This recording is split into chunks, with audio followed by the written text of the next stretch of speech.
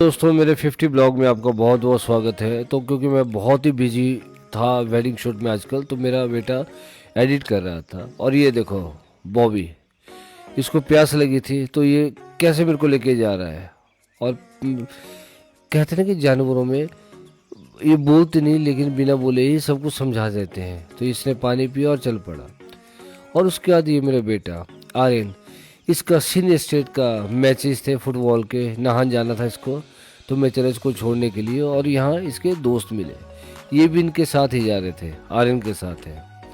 तो मैं बता रहा था इनको कि मैं मंडी गया आपसे मिलने के लिए, लेकिन ये पहले ही आ गया और मेरी बात सुन के आर्यन शर्माने लगा। और इसके बाद इन सभी से मिलने के बाद मैं चल पड़ा वापस। और जब मैं वापस आ रहा था तो एक चीज़ आप भी देखिए, ये गाय जिसको हम गाय माता बोलते हैं, सड़क में देखो कचरा खा रही है। हजारों लोग होने के बाद भी कोई खाना नहीं देगा इनको, है ना। और आज मुझे वेडिंग शूट था और बारात जानी थी। सबसे जो हेक्टिक या बोलते हैं मज़ा आता है ना, वो इसी में आता है। आरब ने गाड़ी निकाली बाहर, सामान रखा और इसके बाद मेरे से आशीर्वाद लिया और मैं चल पड़ा शादी के लिए।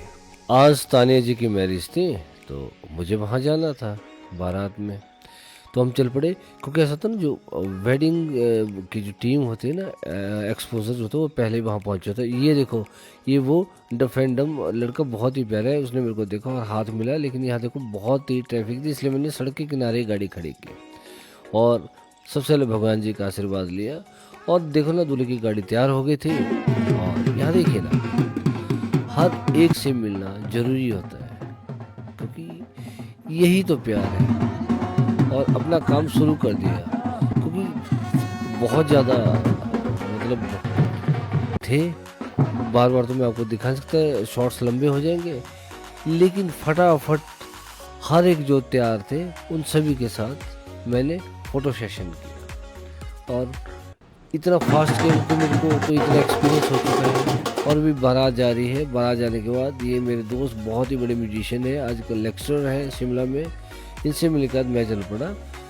लेकिन मेरे को लग रहा था कि मैं गलत साइड आ गया, क्योंकि सामने इतनी ज़्यादा ट्रैफिक थे ना। FBB से मैंने ना कुछ शॉट्स लिए, क्योंकि बारात के शॉट। और ये देखिए अब कितने प्यारे, एक साइड झील, दूसरी साइड सड़क कितनी प्यारी और बिल्कुल स्ट्रेट।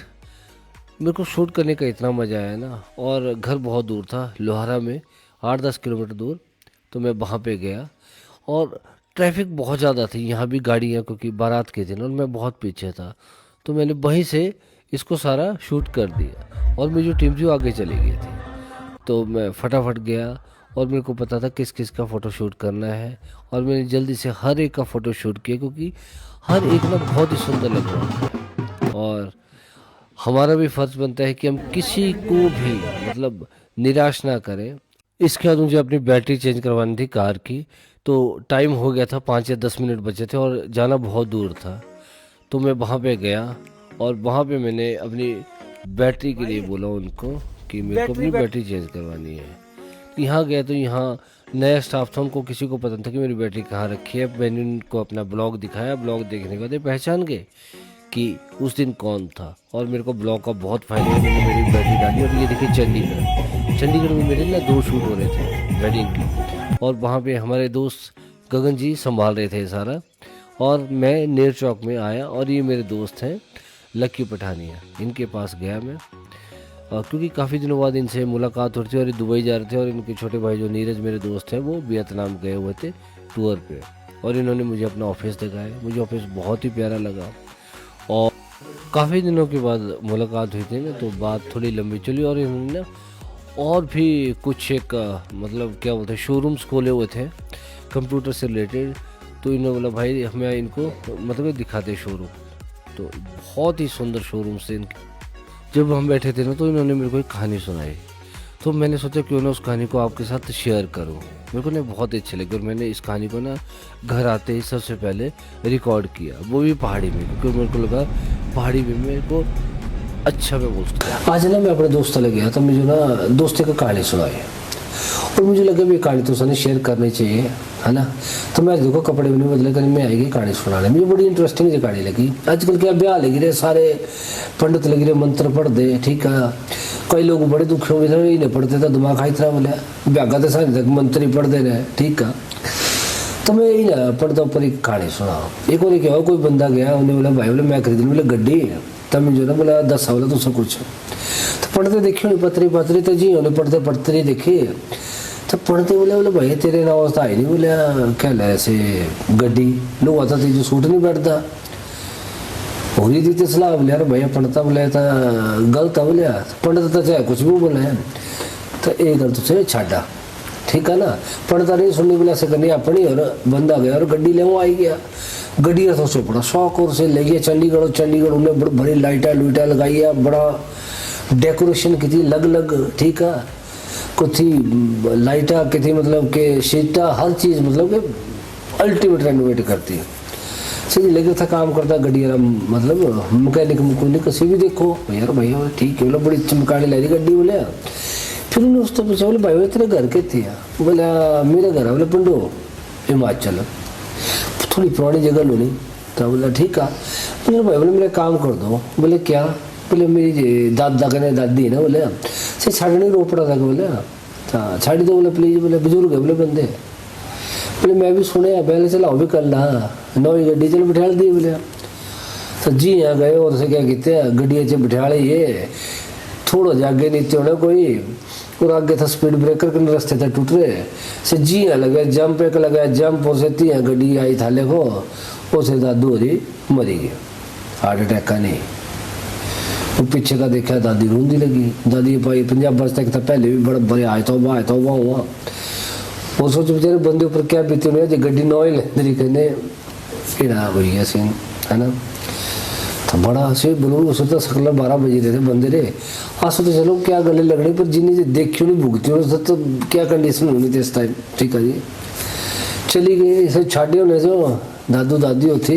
है वो बेचारा किया पूजा होना इस टाइम स्वार घाट रही रास्ता था स्वार घाट बिलासपुर जंगल पता नहीं क्या क्या कहानी है और किया बेचारे घर पूजा पसीने ने तर रात और सोचो भाई पीछे डेड बॉडी मतलब बंदा मर रहा हो है और ये रास्ता आता है उन्होंने पता सोचो राती बराती इस रास्ते चोरी मुझे जानते हो भाई क्या बंदे ने क्या हालत हुई उन्हें ठीक है चली गया उन्होंने क्या कहते थे सड़क सौगी गड्डी लगाई थी जो हिमाचल आ रहे उन्होंने पता है कि हिमाचल है ना सड़क छोटी और साइड से गड्डी लगाई थी और जी हम बेचारे ब्याग आया अपनी नौ गड्डी दसने लड़ी है जो तो देखा था बजरा घसा गड्डी रहे और से पूरा साइड से स्क्रैच उस शीशे सासे थे जो भी लटकी गिरे बाकी पता नहीं क्या क्या साइड इंडिकेटर थे तो सारे पई गिरे बेचारा बड़ा दुखी हुआ फिर तो सीन बड़ा गलत हुए पढ़ता था सही बोला बस भीख ने सलाह देते भाई पढ़ तो करा बकवास अब नहीं तो गल काम मारे नहीं आई यही आई गया तू व्यायाम नहीं कर बोले ठीक है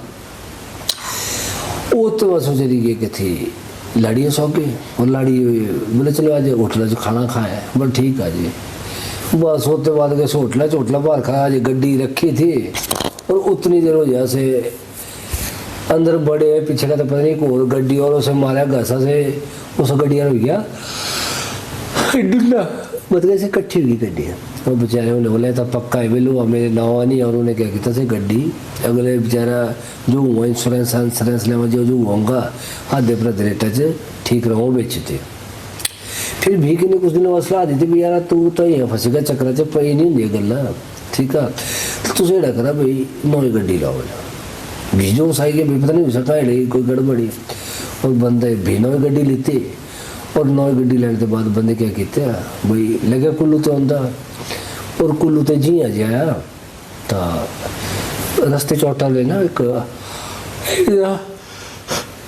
टनल बनी गिरी तो इस टाइम टनल नहीं होती थी मतलब बारी होता रास्ता माता मंदिर है तुझे पता है जितनी माता मंदिर है ना उत्थे जे और वो तो थोड़े जे आगे हो ना से चल रहा था आगे हो चुका हुआ से सूझा कुछ पता नहीं क्या सूझा से बोला मेरे तो स्टेयरिंग घूमे और से गड्डी घासाते और मैं गड्डी ते बाहर उड़ थाले के डाला फंस गया और उसे जंग भाई सारी स्क्रैच मतलब कि बहुत ही सारी हड्डियाँ सारी टूटी गिरी है और बस उत्ते तो गड्डी तो से पहाड़ी च गए पता नहीं मिली कि नहीं मिली से क्या जानो से जानो और पारखा की जनानी थी उसे पाई होंगी आका लोग इकट्ठे किते से बोला तो को मस्त था 2 महीने बाद मुझे होश आई और होश आने के बाद फिर पता चला भाई ये कहानी तो कई बार क्या हो जी ऊपर तो सुना है ना गल्ला या कुछ कर है तो इन्हें भी मान रखना चाहिए क्योंकि एडे बेवकूफ़ पंडित तो नहीं होंगे ना।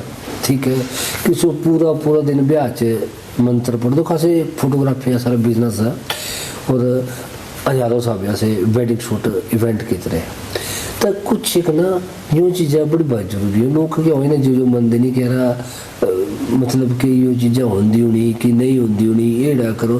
देखो ना फोटोग्राफी भी बड़ी जरूरी क्योंकि इस बात जीता गुजारा होना नहीं है। ठीक है ना हर माँ बाप का सपना हो भी यार एक ऐसे बच्चे इतने पाले जुगोए एक ब्याह इन्हें इतना अच्छे धूमधाम वाले कितने इतना सजावट इतना सब कुछ इतने मेहमान हर चीज़ मठियारे भी सपना हो भी देखो असर घर इतने मेहमान थे इतने कपड़े थे सब कुछ तो सो गप्पा लेता होने नहीं है। उस वास्ते तक विजुअल चाहिए कहीं सारी उम्र नहीं याद चाहिए। ठीक है ना अगर नहीं बोल के तो लोग भी सोचने रहे गप्पा लगे मार दे बेड़ा कि वड्डी घर सजा इतना था एड़ा करता था एड़े कपड़े पहन रहे तो शो एक फिल्म बनाई।